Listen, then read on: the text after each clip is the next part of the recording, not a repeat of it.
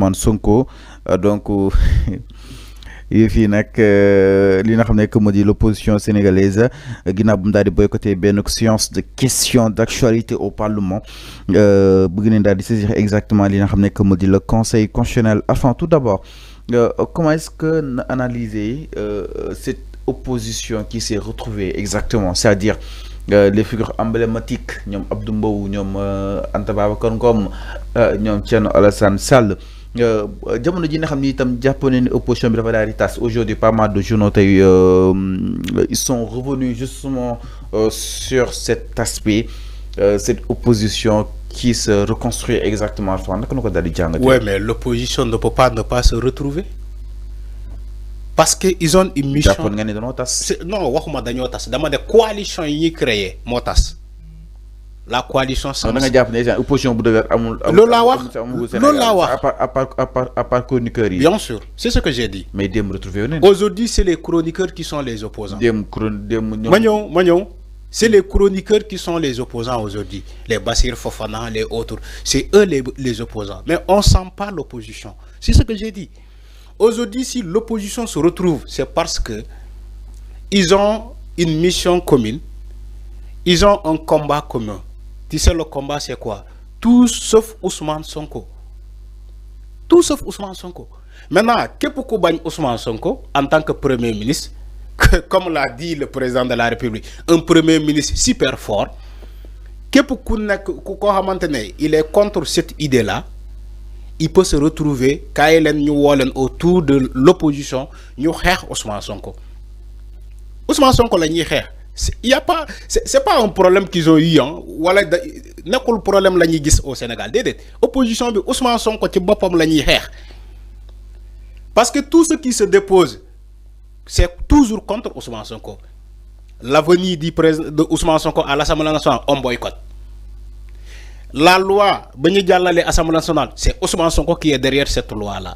Même si c'est Amadouba, l'initiateur, Amadouba Pastef, l'initiateur de la loi interprétative. Mais dañoo bàyyi Amadou Ba on indexe Ousmane Sonko moo tax ñoom ñu démissionné ñu boycotté Assemblée nationale parce que ils ont dit cette loi là appartient à Ousmane Sonko. Ousmane Sonko moo interprété loi bi porté loo Amadou Ba combat bi. C'est ce que l'opposition est en train de dire. Moo tax ñoom quand tu vois des figures emblématiques comme tu l'as dit se retrouvent dans l'opposition à travers un point de presse, c'est parce qu'ils ont un seul combat. Tout ce qui n'est pas d'accord avec Ousmane Sonko, Kaelen, nous xex Ousmane Sonko. Je crois que lolu c'est pas une idée. C'est pas une idée. Mais est-ce que lolu moy soubassement exactement? Mais est-ce que lolu moy soubassement parce que ñom dañoo japp ni Ousmane Sonko est très dur avec eux. Non, c'est-à-dire japp ni Ousmane Sonko ay fu mettre leen dal di texte, c'est-à-dire le ton qu'il leur aborde, ton bu ñu waxtaan ak ñom neexu leen benn.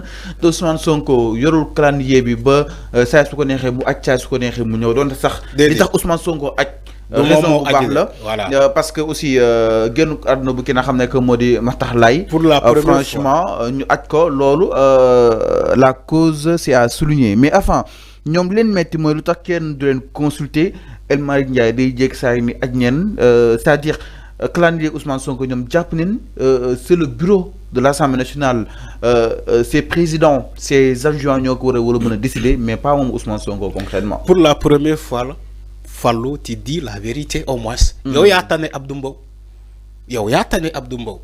Abdou Mbow, au lieu de dire la vérité, qui le report de l'avenir de Ousmane Sonko à l'Assemblée nationale, il dit pas la vérité.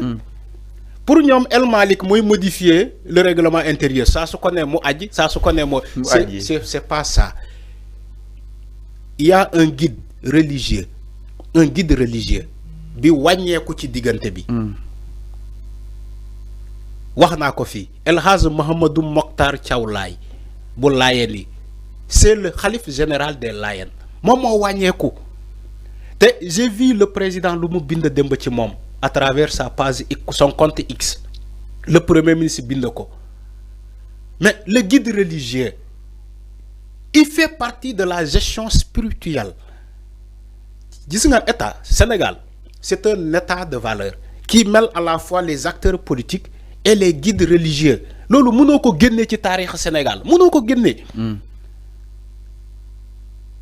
Donc moo tax bu fekkee nit ku mel noonu wàññeeku na il appartient à l'État du Sénégal de zéler ces activités yoo xamante mën na ko zéler waxuma ni que le fonctionnement de l'administration ñu bloqué ko de déedéet comme par exemple l'Assemblée nationale Ousmane Sonko war a dem Assemblée nationale te mu am décès bu mel noonu moo tax ma ne la il appartient aux autorités étatiques de prendre ces actes de décision mais c'est pas El Malick moom moo reporté Ousmane Sonko war a ñëw déedéet mu ne warul ñëw tey jour bi baaxul nañu aji ba c'est pas comme ça se fait pas comme ça Abdou Mbow il faut dire la vérité aux gens je l'ai toujours dit tu peux pas nga toog ci point de presse micro team la Abdou Mbow tu racontes di n'importe quoi c'est mon député je l'aime beaucoup mais parfois il a tendance à se démarquer carrément de la vérité c'est ce que Abdou Mbow est en train de faire. On dit oui, El Malick respecte le règlement intérieur, mais c'est faux. Toutes les décisions que El Malick prend, mais day rappeler les articles, day rappeler les faits, day lire même les articles tel et tel moko may. À moins que ñom New York ci sen livre yoyu ben règlement intérieur bu bokul ak règlement intérieur bu El Malick yor. Il faut arrêter. À un moment donné, tu as le droit de s'opposer. Même sur la Nehesanga Bagn Ousmane Sonko, tu as le droit. Mais il faut respecter les fondamentaux. Il faut respecter les droits humains. Il faut respecter aussi les lois. Il faut respecter les lois. Mais enfin, il faut pas mêler la politique. Il faut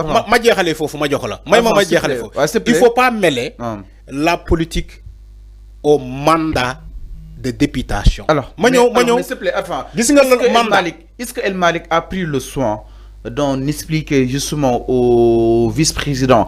Parce que c'est-à-dire, si on peut expliquer, je pense pas nous opposer aussi. Parce que lui, il faut mouiller. Moi, c'est le surtout kilifa. Bu su mel ni ki nga xam ne que moo di Serigne Makhtar Laye yal na yàlla tas si barkeem exactement Arfan est-ce que tamit waxtaan ñàkk waxtaan amul suñu waxtaanoon duñu trouver benn issue de solution que ni lii moo tax Sonko ñëwul waaye Sonko su defee nii dañuy naan Sonko day imposer seen autorité Sonko est autoritaire pour reprendre justement leur dire. Fallou, Ousmane Sonko n'est pas décisionnaire à l'Assemblée nationale. Il ne décide pas pour le fonctionnement de l'Assemblée nationale. Moi, c'est du faux. Quand Abdou Mbow raconte du n'importe quoi dans ce point de presse, c'est du n'importe quoi.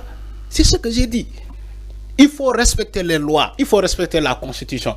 Ousmane Sonko n'est pas décidé, comment dire, il ne décide pas pour le fonctionnement de l'Assemblée nationale. Hamalan il décide pour le fonctionnement de l'Assemblée nationale. Le règlement intérieur de l'Assemblée nationale.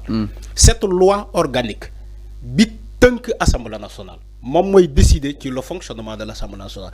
Et moi, un président qui s'appelle Malick Ndiaye.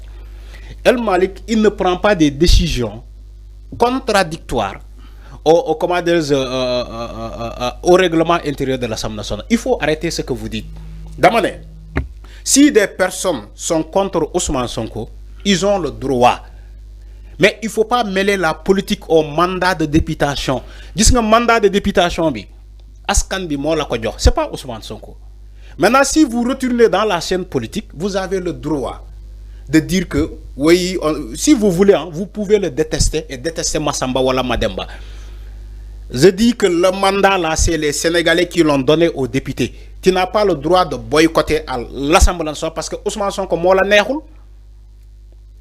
Tu n'as pas le droit de boycotter l'Assemblée nationale parce que Ousmane Sonko mo wara ñew Assemblée nationale. C'est ça la vérité nañ ko waxté dé.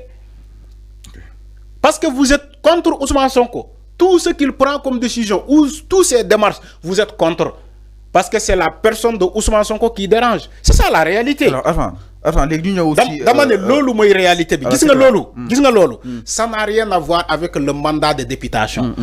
La représentation nationale, ce mandat-là est acquis grâce à une élection législative directe et donnée par le peuple. Donc, tu dois exercer pour le peuple et aussi par le PASTEF et par le peuple. Alors il faut arrêter avec la sortie justement de l'opposition ni dañuy daal di boycotter ki nga xam que mu di Ousmane Sonko. Alors ñëwaat itam si leen du côté de la régie exactement ba tey dina desandi si li nga xam que mu di groupe parlementaire